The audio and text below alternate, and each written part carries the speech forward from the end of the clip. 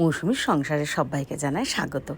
শুভ সকালের অনেক শুভেচ্ছা, অনেক ভালোবাসা। আশা করি আপনারা সবাই ভালো আছেন।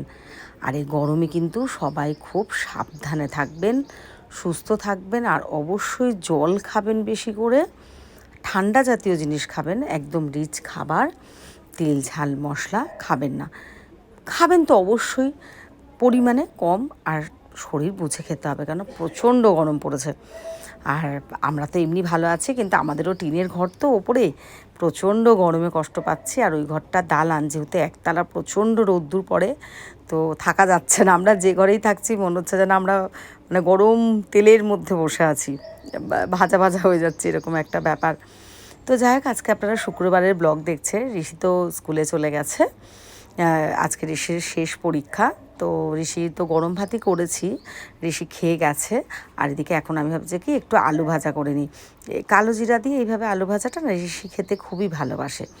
আর হ্যাঁ, এর সাথে একটু পোস্ত দিলে ভালো হয়, তবে আজকে আবার বলে গেছে যে যেন পোস্ত না দিই। আর দেখেছেন আমি কিন্তু তেল বেশি দেইনি, ওই জন্য কালো জিরাগুলো ওইদিকে গিয়ে উঠেছে, আর পুরো তেলের মধ্যে ভাজা ভাজা হচ্ছে না। ওই জন্য আমি বারবার একটু নাড়িয়ে নাড়িয়ে কালো জিরাটাকে ভাজা ভাজা করে নিলাম। আপনাদের ক্ষেত্রে কি হয় জানি না, তবে আমি দু একবার দেখেছি, এটা আমি অনুমান ভাবছি, কালো জিরাটা না পুরো ঠিকঠাক মতো ভাজা না হলে কেমন তিতকুটি লাগে, মানে তেতো লাগে, এটা আমার মনে হলো। তো ওই জন্য আমি ভালো করে ভেজে নিচ্ছি। তারপরে আর কি লবণ হলুদ দিয়ে একদম ভালো করে একটু টান টান করে ভাজা ভাজা করে নেবো। এদিকে ধ্যান দিতে হচ্ছে আমাদের কালুটার দিকেও। কালু যেহেতু ওই উঠানে শোয়া থাকে, আবার নিঃশ্বাস নিচ্ছে কিনা ওষুধ খাওয়াতে হবে, ওকে ওষুধ খাওয়াতে গেলে প্রচুর টাইম দিতে হয়। তো যাই হোক, এই করে দিন কাটছে, বেশি আর ভারী কাজ সেরকম কিছুই করছি না। এই ঘর ওই ঘর আর টুকটাক যে হালকা রান্না খাবার, এইগুলোই। দুটো শুকনো লঙ্কা ভেজে দিলাম। ভাবছেন তো যে আমি এক্ষুনি বললাম, আবার ভাবছেন শুকনো লঙ্কা খেলে তো পেট গরম হবে এই গরমে। না, আমি না শুকনো লঙ্কা দুটো অ্যাকচুয়ালি পুরো খাবো না। হ্যাঁ, অল্প একটু মাথাটা একটু মুখে দেবো, এমনিতেই ঝাল খাই না, তো এত বড় বড় দুটো শুকনো লঙ্কা খাবো নাকি।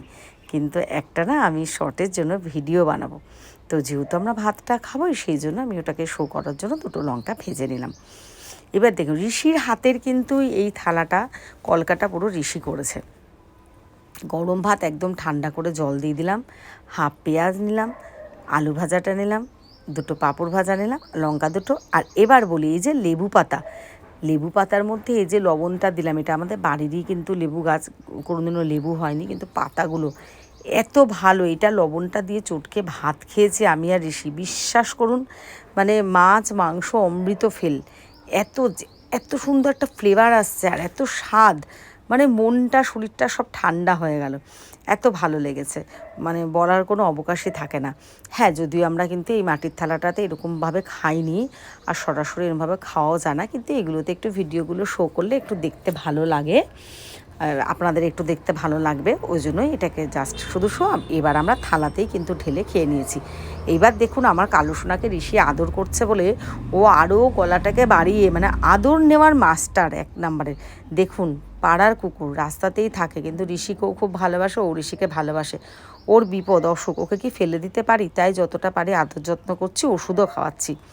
এখন কিন্তু 6:15-20 বাজে, তো আমি রেডি হয়ে যাচ্ছি একটু, আমি একটু বেরোবো, তো ওই জন্য একটু রেডি হয়ে নিচ্ছি। গরমে আর কি সাজুগুজু, আমি এমনি সাজুগুজু করি না, আর গরমে আর কি। হ্যাঁ, আগে যখন ঋষির খুব প্রোগ্রামে যেত, আবৃত্তি গান বা কোথাও প্রাইজ আনতে যেত, তখন হয়তো একটু সাজুগুজু করে ওরমভাবে যেতাম। এখন তো একেবারেই না, কিন্তু না ঠোঁটটা বড় কালো কালো লাগবে। এই তো চুড়িদার আর ওই খোপা করেছি গরমের মধ্যে। অনেকেই দেখি কী সুন্দর গরমে চুল টুল ছাড়ে, ওরে বাবা, আমি তো একদমই পারি না। ভালো, তাদের মধ্যে ওটা গুণ একটা। তো আমি আমাদের নববারাকপুর স্টেশনে এসে দাঁড়িয়ে রয়েছি, আমি এপার থেকে ওই পারে হব, আপের থেকে ডাউনে যাব, তো আমি দাঁড়িয়ে রয়েছি, তাই একটুখানি ভিডিও করে নিলাম। এবার না আমি হাঁটছি, আমাদের ওই আপনারা তো চিনবেন না এদিকে রাস্তাগুলো, তো আমি একটু ভেতর দিয়ে চলে যাচ্ছি, তাহলে আমার সুবিধা হবে। তো এই দেখুন, এই ভেতরের রাস্তাগুলো দিয়ে আমি একটু হাঁটতে থাকছি, এখানটা দিয়ে হেঁটে। আসলে এবার আমি বলি আমি কোথায় যাচ্ছি।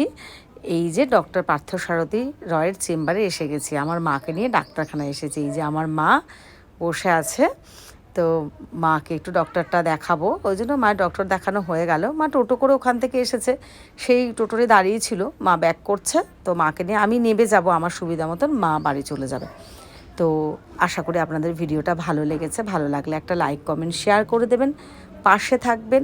আর আমি জানি যে হয়তো অনেক ভালো ভিডিও দিতে পারি না, ছোট ছোট ভিডিও দিই, আসলে বড় ভিডিও দিলে কেউ দেখতেও চায় না, আর বড় ভিডিও নেওয়ার মতন সেরকম কিছু থাকেও না, নিতেও পারি না, রোজই একই জিনিস কী দেখবেন, তাই চেষ্টা করি ছোট ছোট ভিডিও দেওয়ার জন্য। সবাই ভালো থাকবেন, সুস্থ থাকবেন।